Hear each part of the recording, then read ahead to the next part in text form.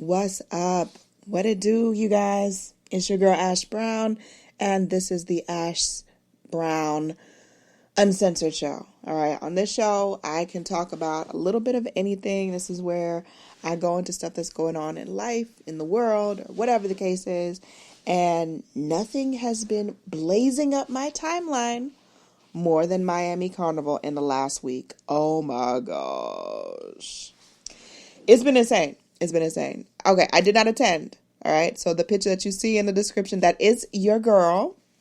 Yes, that was the last carnival that I played mass. I want to say that was maybe 2017, 2018. One of the two. But your girl was fly. Yes, we had the whole time. Yes. Yeah, okay, so for those of you that may not be of the culture, may not know too much, Carnival is a celebration that happens all around the world. So many different countries have their own carnival, their Caribbean carnival celebration that goes on. Every single country, they have just a designated carnival time. And carnival has been going on since, God only knows, it's just been one of those endless things that goes on. And in carnival, we're celebrating the Caribbean culture. We're celebrating the music, the dance, the food, and everything else in between. It's just a whole mood, y'all. It's just a whole setup. It's a whole mood, and you just got to be in it to fully, I can't, explain everything that Carnival is. You just got to be there to really experience it and know it. So, with the pandemic last year, nobody had Carnival. Nobody had Carnival, y'all. Nobody. Even, Trinidad and Tobago is notably the best carnival in the world. That's what I'm told. And that's what I aspire to actually go and play mass in Trinidad and Tobago. That's one of my goals. That's one of my major goals that I definitely want to do one day. We're going to see how we can make that happen. You know, I got some more peoples there now. So it's really helpful to have some really good connections and really good people that will have your back. So the celebration goes on. In the States, Miami Carnival is probably one of the more popular carnivals that happens. Atlanta Carnival, it's kind of split because you got the old heads and the new heads. They just can't get along. So we got two different carnivals in Atlanta, which makes zero sense. That's another topic for another day. Not going down that street, not going to do it. So Miami Carnival is one of the hypest, one of the best carnivals that happens. And so with it not happening last year, everybody was jumping on the bandwagon this year. Everybody. Now understand, when Carnival happens, there's always going to be something to go wrong. Always. Always, always. It's never going to go off perfectly. It's not going to go, just as you plan it and put it there's stuff that's going to go wrong. So you got to plan ahead.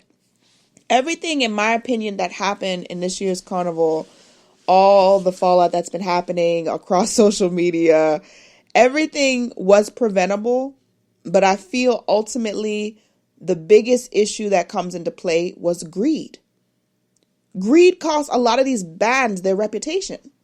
And when I say bands, these are the groups of individuals. These are the different groups that are putting on their own presentation, I guess you could say. And their own band. So, you got the DJs, you got the sections and things of that nature.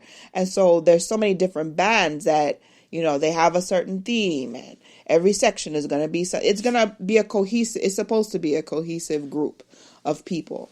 And so I feel like greed was what cost a lot of these bands their reputation this year.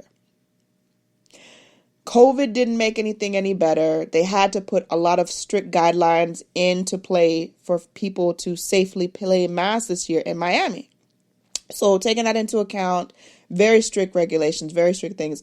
A couple of and I'm not going to mention any band names. Shout out to Follow Soca on IG. If you haven't already, Follow Soca. They have been airing everything out. They have been airing a lot of stuff out, y'all, and putting some folks on blast. They have been putting people on blast. Rightfully so. But yeah, Follow Soca, they definitely been putting out the truth. One of the main issues that happened, and again, this is something that was preventable, was the costumes should have already been assembled and put together by that weekend. People have been collecting money for Miami Carnival since March. Since March, y'all. And because everybody's trying to make up for the year that we didn't have Carnival, everybody wants to play mass. They want to play in the masquerade. They want to play in the parade. They want to participate in all the different activities and stuff. So people are charging astronomical numbers. I knew I wasn't going to go play just because it was not going to be the same atmosphere that I'm used to with Miami Carnival. I've been to Miami Carnival once. It was insane. We was up for like 7 days straight. It was crazy, but it was all fun and it was all about the experience. And what I really hate is that this year really tainted the experience for a lot of people and a lot of first-time masqueraders. So I just really hate the fact that a lot of people got taken advantage of. But I feel like greed was ultimately the thing that sealed this deal. The bands that have been put on blast, rightfully so. Rightfully so. But again, going back to the assembly. So a lot of the bands that came down to play were from, well, not a lot, but a couple of them from New York. And a couple of them had costume designers that were from Trinidad and Tobago. Well, you knew from the beginning of the year. You as the band leader, you as the designer and all that stuff, you knew that the costumes need to be down by a certain deadline. So when costume pieces and feathers, I mean, everybody know, like, your feathers on your costume, that's a part of the whole experience. That's a part of the whole. If you ain't got no feathers, it's like, what you doing really? Like in the picture that you see there of me, I didn't have any feathers because they had ran out or whatever. And I just kind of rocked it anyways. I still was looking cute. You know, I was looking cute. But it would have been nicer if I had some feathers. So the majority of the feathers for this particular band section got stuck in customs. And didn't make it to Miami Carnival. So imagine you spend out, and I'm not exaggerating. The average cost of a costume for 2021's Miami Carnival, y'all, was over $1,200.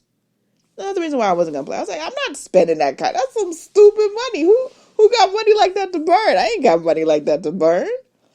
$1,200. So imagine you paid $1,200 for a costume and they advertise it so well on social media, on their website, and you get up there to go pick up your costume a day before the parade and you ain't got no feathers. They're still trying to piece together your bra. They don't have your bottoms cut out and set up yet. I would have been pissed. I would have been so mad. But greed took over. And if you know that your band is a large band, you've got over 200-300 people in your band, you not planning ahead. You're not trying to get the stuff done beforehand, before the day. So again, this is stuff that's going to happen anyways, but given the pandemic, given everything was so uncertain and everything was so crazy and random, a lot of this stuff was preventable. And let this year be a lesson to those going forward. You better have all your eggs in a row. You need to have all your eggs in a row beforehand.